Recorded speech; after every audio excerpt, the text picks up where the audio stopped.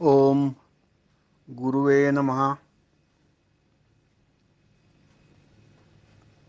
सुगवेच्या सर्व सदस्यांना माझे आशीर्वाद. काल आपण पाहिलं की जे डोळ्यांनी आपण पाहतो ते काही ब्रह्म नाही आहे. जे कानाने ऐकतो ते ब्रह्म नाही आहे. इथे ब्रह्म या शब्दाचा अर्थ परमात्मा.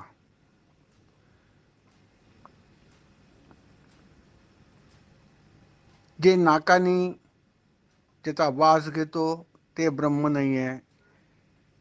त्वचेने ज्याला स्पर्श करतो ते ब्रह्म नाही आहे. तर एकूण पाचही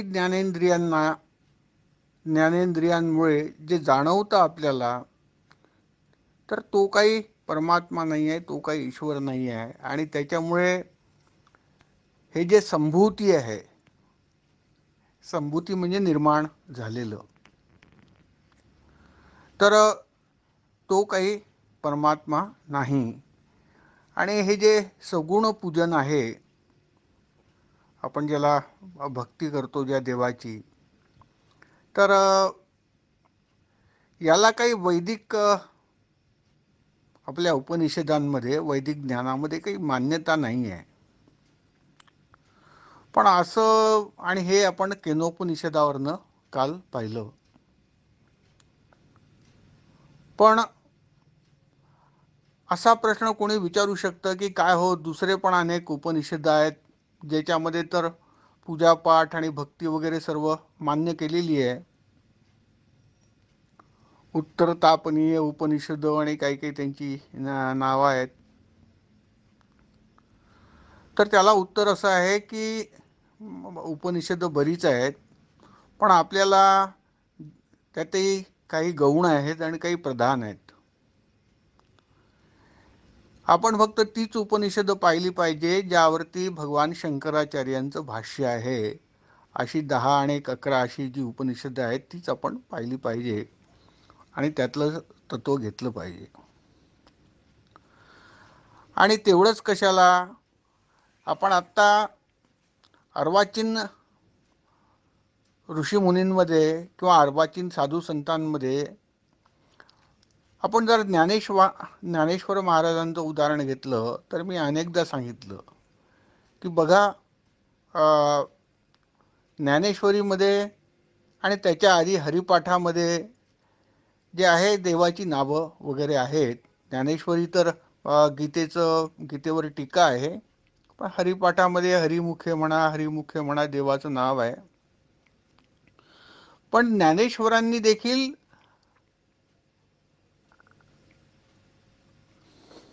अमृतानुभव आणि चांगदेव 65 यामध्ये कुठेही जे आहे कोणत्याही देवाची पूजा करा, नाम घ्या वगैरे काहीही सांगितलं नाही. केवळ तत्व विवेचन केलेलं आहे. त्याचा अर्थ सरते शेवटी आपल्याला जेव्हा ईश्वर प्राप्तीची इच्छा असेल तेव्हा सगुणातून निर्गुणामध्ये येणं आणि समजून घेणं, कारण तो ज्ञानमय आहे. सगुणातनं निर्गुणामध्ये येणं याचा अर्थ की भक्ती म्हणणं आणि ज्या उत्पन्न झालेल्या वस्तू आहेत, संभूती आहेत, त्या सोडून प्रत्यक्ष परमात्म्याकडे येणं असा त्याचा अर्थ आहे. आणखी दुसरा एक प्रश्न पण विचारला जाऊ शकतो आपल्याला की काय हो, मग असं जर आहे तर पूजापाठ करा किंवा तुम्ही नामस्मरण करा किंवा तुम्ही जप करा किंवा नवविधा भक्ती सांगितलेली आहे, ही पण सांगणारी शास्त्रच आहेत ना. मग शास्त्राने एकीकडे देव नाही त्या मूर्तीमध्ये हेही सांगितलं आहे आणि मूर्तीची सगळे तुम्ही नवविधा भक्ती करा असंही सांगितलं आहे. हा विरोधाभास का? शास्त्र दोन्ही प्रकारे का बोलतात? तर त्याला उत्तर असं आहे की शास्त्राने जे सांगितलं ते काही चूक राहू शकत नाही. शास्त्र कधीच चुकणार नाहीत, त्यांचं नावच शास्त्र आहे. जे परमात्म्याचं वर्णन केलं आहे निर्गुण निराकाराचं, ते तर काही योग्यच आहे म्हणजे, आणि कुठल्याही तर्काच्या निकषावरती ते सर्व सत्यच आहे, वैज्ञानिक आहे. पण काल जसं आपण बोललो की लोकांना हे थोडंसं क्लिष्ट वाटतं, थोडं कठीण वाटतं वैदिक ज्ञान, आणि मग त्यांनी करावं काय? तर किमान त्यांना वैदिक ज्ञान जे आहे ते समजावं, त्यांची चित्ताची शुद्धी व्हावी, यासाठी म्हणून भक्ती, योग वगैरे इतर सर्व प्रकार शास्त्रांनी सांगितलेले आहे.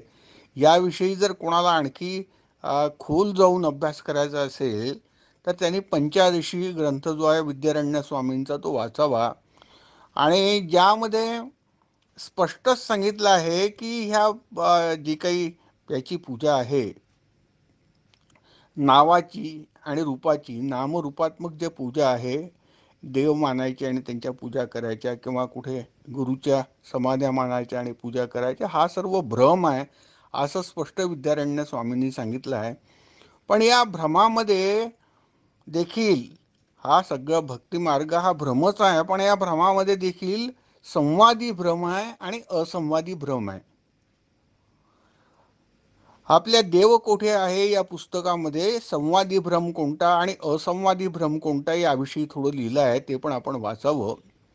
तर इथे थोडक्यात जे मला सांगायचं होतं की आपण सर्वांनी या ज्ञानाकडे थोडं जर लक्ष देऊ शकलो, आपण थोडं थोडं समजावून घेतलं तर आपल्याला समजू शकेल, आणि आपला प्रपंच सांभाळून, आपले कर्तव्य सांभाळून देखील सर्व समजू शकेल, आणि हळूहळू निवृत्ती मार्गाने आपण जाऊ शकू, असं मला काल सांगायचं होतं, ते मी सांगितलं. आणि आज आपण परत वळूया आपल्या परमामृत ग्रंथाकडे. आज आपल्याला चौथा अध्याय सुरू करायचा आहे. चौथ्या अध्यायाचं नाव आहे स्थूल देह निरसन. तर याची पहिली ओवी मी आता वाचतो आणि त्याचा अर्थ आपण पाहूया. पहिली ओवी अशी आहे: आता अद्वैत पाहणे ते दुसरे करुनिया जाणणे, पुनरपी मुरवणे ठाईच्या ठाई. फार सुरेख ओवी आहे आणि मला आवडला हा ग्रंथ. फार ज्ञानपूर्ण आणि फार जे आहे कमी शब्दांमध्ये फार छान लिहिलेलं आहे. आपल्या मुकुंदराज महाराजांनी, जे आपल्या मराठीचे सर्वप्रथम किंवा आद्य कवी आहेत त्यांनी. आता पहा यात काय म्हटलं आहे: आता अद्वैत पाहणे ते दुसरे करुनिया जाणणे. म्हणजे बघा, आपल्याला अद्वैत तर शिकून घ्यायचं आहे. अद्वैत म्हणजे परमात्मा आहे, जे दोन नाही, तीन नाही किंवा अनेक नाही, फक्त एकच आहे, त्याला अद्वैत म्हणतो आपण. आणि मग असं कोण आहे? ईश्वरच आहे, परमात्मा आहे. कारण तो दोन नाही, ईश्वर काही अनेक नाही, तो एकमेव एकमेवा द्वितीय आहे. म्हणून अद्वैत जे आहे याचा अर्थ परमात्मा असाच आहे. तर आता इथे कवी काय म्हणतात: आता अद्वैत पाहणे म्हणजे तुम्ही त्या परमात्म्याला पहा, तो अद्वैत आहे. कारण तसा कोणीच नाही आहे, तसा असणे शक्यच नाही आहे, किंवा त्याशिवाय दुसरं काहीही नाही, असा याचा अर्थ. पण मग हे अद्वैत तुम्हाला कसं कळेल? ते दुसरे करुनिया जाणणे. दुसरे करुनिया जाणणे म्हणजे काय हो? तर तुम्ही पहिले द्वैत काय त्याचा विचार करा. कारण द्वैताचा विचार केल्याशिवाय तुम्हाला अद्वैत कळणार नाही. दोन काय, चार काय, अनेक काय, आणि ही सगळी जी आहे आपल्या रंगीबेरंगी आणि सगळ्या सौंदर्याने नटलेली जी सृष्टी आहे, ज्यात सर्व अनेकत्व आहे, ती सृष्टी पहिल्यांदा समजून घ्या की त्यात अनेकत्व कसं आहे, आणि अनेकत्व समजल्याशिवाय तुम्हाला एकत्व समजणार नाही. हे कवींनी असं का म्हटलं? कसं अनेकामधनं आपल्याला एकत्व कसं कळणार? द्वैतामधनं अद्वैत कसं कळणार? तर याचा आपल्याला एक दृष्टांत असा देता येईल की मला असं वाटतं उत्तर युरोपामध्ये असा एक देश आहे, बहुतेक हॉलंड असेल किंवा मला आता काही आठवत नाही. त्या देशामध्ये सतत जो आहे, कल्पना करा की सूर्य कधी मावळतच नाही, सतत सूर्य असतो, 24 तास सूर्य असतो आणि सर्व उजेडच असतो. अशी आपण थोडी कल्पना करू. आपण सत्य काय आहे मला नीट आता आठवत नाही. सर्वत्र सदा काळ, सदा सर्व काळ 24 तास फक्त उजेडच उजेड असतो सूर्याचा. आता तिथल्या मुलाला जर शिक्षकांना शिकवायचं असेल सूर्याचा प्रकाश म्हणजे काय, तर ते सूर्यप्रकाश हा शब्द त्या मुलांना कसा काय शिकवू शकणार आहे, कारण तिथे प्रकाशच असतो. त्यांना शिकवण्यासाठी हे सांगावं लागेल की बघा हा अंधार आहे, त्यांना अंधार करून दाखवावं लागेल. आणि हा अंधार करून दाखवल्यानंतर तो अंधार घालवायसाठी ते दार उघडलं की आतमध्ये प्रकाश होईल असा भेद करून त्यांना दाखवावा लागेल. तेव्हा कुठे त्यांना प्रकाश काय आहे ते कळेल. आलं ना सर्वांच्या लक्षात की प्रकाशाची व्याख्या करण्यासाठी, प्रकाश म्हणजे काय समजून घेण्यासाठी जर सर्वत्र प्रकाशच प्रकाश आहे तर तो प्रकाश समजेल कसा. म्हणून त्याला समजावून देण्यासाठी प्रकाश म्हणजे काय, त्याला ह्या दोन गोष्टी ज्या आहेत त्या त्यांची तुलना करूनच त्याला विद्यार्थ्याला समजावून द्यावा लागेल की बघा हा अंधार आहे आणि हा अंधार जेव्हा नसतो तेव्हा हा प्रकाश आहे. अगदी त्याचप्रमाणे आपल्याला अद्वैत समजावून देण्यासाठी इथे जे आहेत मुकुंदराज कवी परमामृतात असं सांगत आहेत या 4थ्या प्रकरणामध्ये की हे अद्वैत समजायसाठी पहिले द्वैत समजावून घ्या.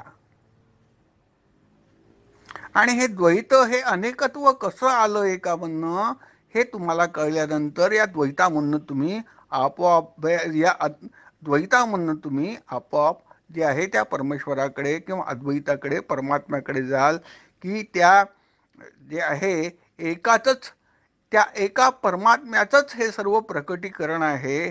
2 3 4 5 किंवा अनेक अशा कुठल्याही वस्तू नाही आहेत.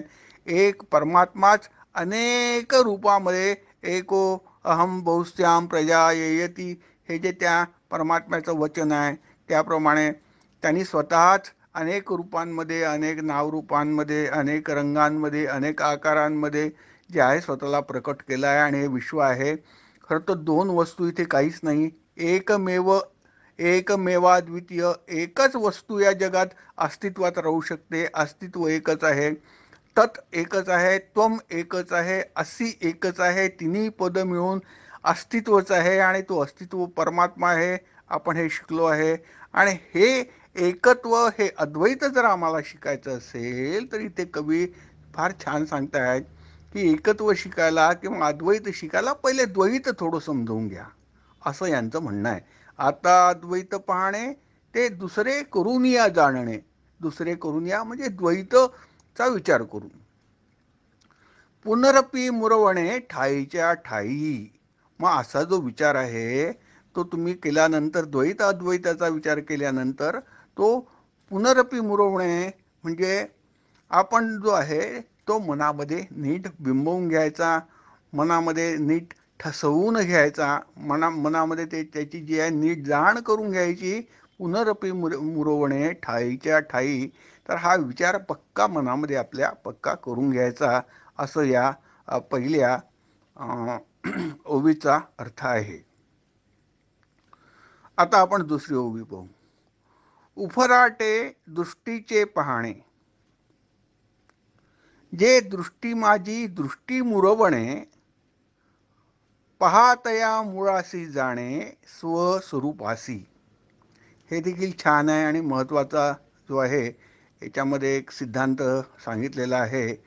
उफराटे दृष्टीचे पाहणे म्हणजे दृष्टीने उलटे पहा. उलटे पहा म्हणजे काय, उपनिषद असं सांगतात की हा आत्मा आम्हाला का दिसत नाही, परमात्मा आम्हाला का दिसत नाही, ईश्वराचा बोध आम्हाला का होत नाही. सर्व दिसतं, सर्व पाहू शकतो. हा नेमका हा आमच्या हृदयात असलेला ईश्वर किंवा कुठेही असलेला परमात्मा हा का दिसत नाही? तर उपनिषद त्याला उत्तर असं दिसतात की तुमची जेवढी काही ज्ञानेंद्रिय आहेत, जेवढी इंद्रिय आहे, ही सगळी बाह्यावलोकन करणारी आहे. म्हणजे डोळे काही आतलं पाहतात का? नाही नाही नाही, डोळे बाहेरचं पाहतात. डोळ्याला काही आपल्या पोटात काय आहे, डोक्यात काय आहे, हातात काय, पायाच्या आतमध्ये काय, ते काही दिसत नाही. डोळे बाहेरचं पाहतात. कान बाहेरचं ऐकतात, आतमधला शब्द काही ऐकत नाही. काय सुरू आहे शरीराच्या आतमध्ये ते काही समजत नाही. कानांना कान बाहेरचे ऐकतात. नाक बाहेरचं जे आहे वास घेतात. स्पर्श बाहेरच्या वस्तूंचा होतो आपल्याला. तर एकूण हे जे नाक, कान, डोळे आणि सगळे स्पर्शेंद्रिय, आपले जे ज्ञानेंद्रिय आहेत, हे सगळी इंद्रिय जे आहे बाहेरचं पाहतात आणि त्यामुळे आतमधलं काही आम्ही समजून घेत नाही की खरा तो परमात्मा जो आहे तो आतमध्येच आहे, बाहेर वास्तविक खरोखरीच काही नाही आहे. जे काही विद्यमान आहे हे परमात्म तत्व आणि आपल्या स्वतःचं मीपण जे आहे, हे मीपण आपल्या आतच आहे. आपलं मीपण हे काही कुठे बाहेर नाही किंवा बाहेरच्या वस्तू ह्या सगळ्या भ्रममयच आहेत. सत्य फक्त आपल्या आत आहे, हे कळत नाही, कारण आमची इंद्रिये बाहेर पाहतात. मग आता इथे काय म्हणतात कवी? उफराटे दृष्टीचे पाहणे. मग दृष्टी आपली उफराटी करायची. आपण बाहेर जे पाहतो, जर बाहेर पाहण्याच्या ऐवजी आतमध्ये पाहायचं. आतमध्ये कसं पाहायचं? आपण आता हे सगळं वेदांत श्रवण करतो आहे, हे कशासाठी करतो आहे? आतमध्ये काय आहे ते पाहण्यासाठीच करतो आहे आपण. ज्ञान कशासाठी आहे? आतमध्ये पाहण्यासाठीच आहे की माझा आत्मा कसा आहे, शरीर कसं, हे पंचकोश कसे, हे कसं कार्य चालतं, ही सृष्टी कशी, हा देव कसा, हे सगळं आपण आतमधला सगळा विचार करतो, अंतस्थ विचार करतो आपण. आणि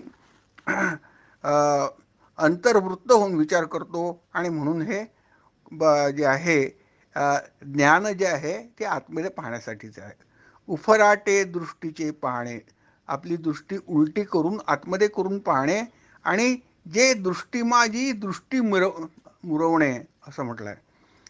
आता याच्यामध्ये आपण आतमध्ये पाहिल्यानंतर जी ज्ञानदृष्टी आहे, त्या ज्ञानदृष्टीतच आपली जी काही ही दृष्टी आहे, समजण्याची जी दृष्टी आहे आपली, ही मुरवणे म्हणजे एक करणे.